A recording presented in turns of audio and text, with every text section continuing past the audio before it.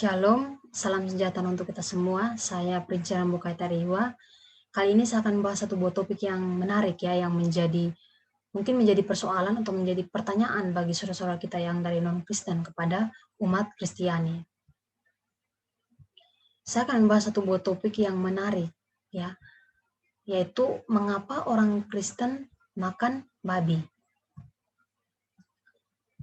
Oke, yang pertama saya mengawali dengan Perjanjian Lama ya. Saya mengutip beberapa ayat. Yang pertama itu dalam Imamat 11 ayat yang ke-7. Demikian juga babi hutan, karena memang berkuku belah, yaitu kukunya bersela panjang, tetapi tidak memamah biak. Haram itu bagimu. Kemudian Ulangan 14 ayat yang ke-8. Juga babi hutan, karena memang berkuku belah, tetapi tidak memamah biak. Haram itu bagimu. Daging binatang-binatang itu janganlah kamu makan dan janganlah kamu terkena bangkainya. Nah, dalam Perjanjian Lama ini sudah sangat jelas dikatakan bahwa babi itu adalah makanan yang haram, yang tidak boleh dimakan. Dan ayat ini juga ya menjadi pertanyaan, sering dipertanyakan oleh saudara-saudara kita yang dari non-Kristen kepada umat Kristiani, ya mengatakan mengapa orang Kristiani itu makan makanan yang sudah diharamkan oleh Allah atau makan makanan yang dilarang oleh Allah sendiri, yaitu babi. Nah, kita akan melihat dalam konteks Perjanjian Lama ya mengenai babi yang diharamkan. Nah, sebenarnya itu salah satu yang dikatakan seperti itu bahwa itu diberikan kepada bangsa Israel sebagai perjanjian antara Allah dan manusia. Tidak boleh makan babi, itu hukumnya setara dengan sunat yang wajib bagi orang Israel dan hukum-hukum Taurat lainnya. Nah, kemudian juga ya saudara-saudara kita yang dari non-Kristen mengatakan orang Kristen itu tidak mentaati Alkitab, orang Kristen itu tidak mentaati Perjanjian Lama atau Taurat. Ya karena mereka memakan makanan yang sudah diharamkan oleh Allah. Nah, yang pertama itu perlu kita ketahui ya, teman, bahwa persoalan haram dan tidak haram itu dalam Kristen itu berbeda dengan ya agama lainnya gitu ya. Ya kita yang intinya itu kita perlu memahami lebih dalam lagi mengenai konteks isi kitab suci.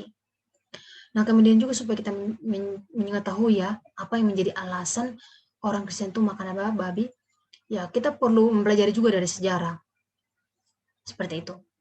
Nah, saya akan membahas di sini ya pembaharuan dari Perjanjian Lama atau Taurat itu pada Perjanjian Baru.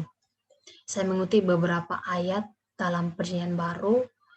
Yang pertama itu Matius 15 ayat yang ke-11. Demikian firman Tuhan, dengar dan camkanlah, bukan yang masuk ke dalam mulut yang menajiskan orang, melainkan yang keluar dari mulut itulah yang menajiskan orang. Kemudian Markus 7 ayat yang ke-5, apapun dari luar yang masuk ke dalam seseorang tidak dapat menajiskannya, tetapi apa yang keluar dari seseorang itulah yang menajiskannya.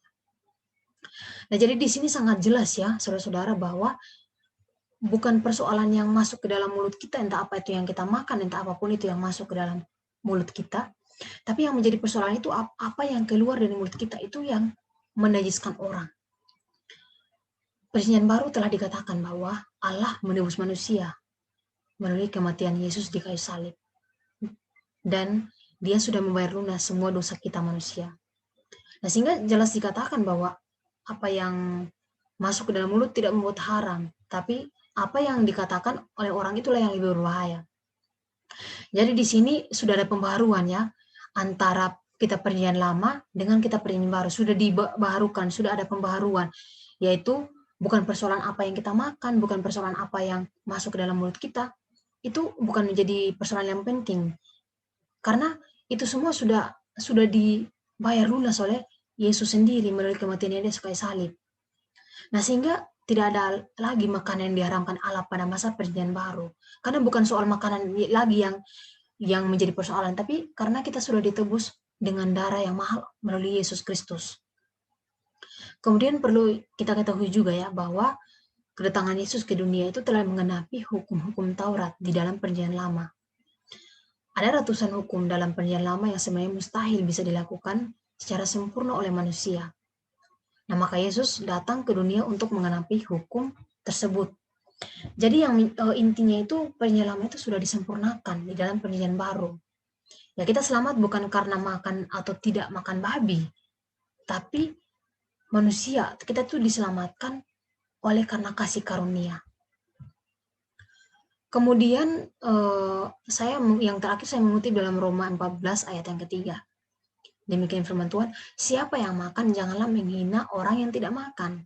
Dan siapa yang tidak makan janganlah menghakimi orang yang tidak makan, sebab Allah telah menerima orang itu. Nah ini ya sering terjadi ya kita, bahwa kita jangan saling menghina ya. Jangan saling menghina atau menghakimi satu sama yang lainnya, antar sesama kita.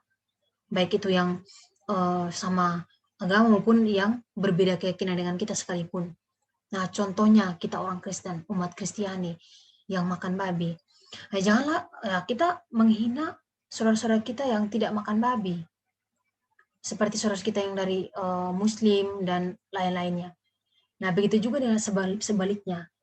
Saudara-saudara kita yang dari Muslim atau yang dari non-Kristen, ya yang tidak makan babi, jangan menghakimi orang-orang Kristen yang makan babi. Seperti itu ya. Karena ayat ini sudah sangat jelas dikatakan, kita jangan saling menghina. Karena bukan persoalan makan dan tidak makannya babi.